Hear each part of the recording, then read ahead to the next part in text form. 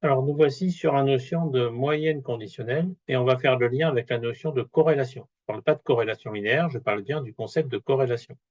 Vous avez de la dépendance, de la corrélation et de la corrélation linéaire. Vous verrez ça dans l'analyse bivariée. Donc là, c'est le concept de corrélation qui est lié à une méthode qu'on appelle l'ANOVA, l'analyse de la variance.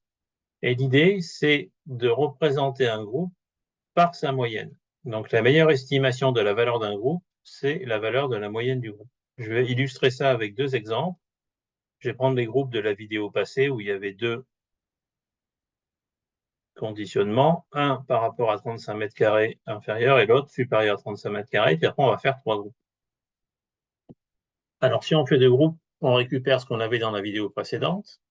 Donc on a les appartements inférieurs à 35 mètres carrés, 33, 21, 33, 29. On a les prix correspondants.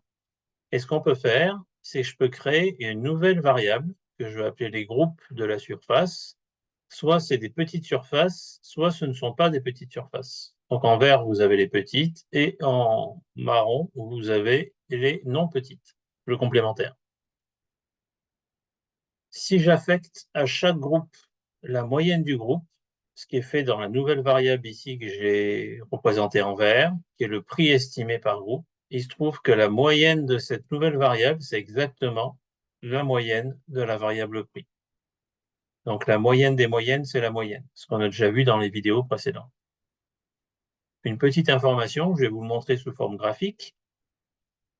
Je prends mon nuage de points, et tous les points qui sont inférieurs à 35 mètres carrés, il y en a 4, celui-là, celui-là et celui-là. Là, on sait qu'il y en a 2. Je les remplace par la moyenne de ces 4 points, à peu près 80 000 euros. Je fais pareil avec les 6 autres points restants, ceux qui n'ont pas des surfaces petites, inférieures à 35 mètres carrés. Et je remplace tous les prix observés par 124 000, qui est le prix moyen dans ce groupe.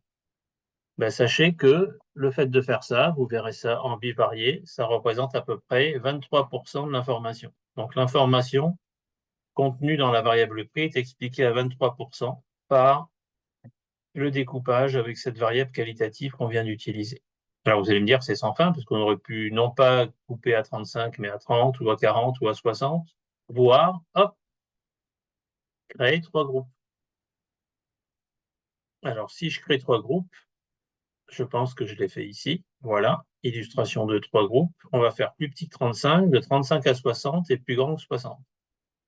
Dans ce cas-là, plus petit que 35, ça ne change pas le prix moyen qu'on avait. Entre 35 et 60, on a 95 000 euros. On a trois apparts, 1, 2 et 3. Et plus grand que 60, on en a 3, 152 000 euros pratiquement. Le premier, celui-là et l'avant-dernier. Et là aussi, vous voyez que la moyenne des moyennes, ça fait la marginale. Graphiquement, ça vous donnerait quoi? On aurait ce type de graphique. Donc, les 4 premiers appartements auraient une moyenne estimée à 80 000 euros, les 3 suivants à 96 000 et les 3 derniers à 151 940, 152 000 euros. Là, vous avez pratiquement 45% de l'information du prix qui est expliquée par la variable Area Group, c'est-à-dire la variable qualitative. Donc, c'est une façon, vous verrez par la suite, d'expliquer une quanti par une quali, c'est de passer par la moyenne.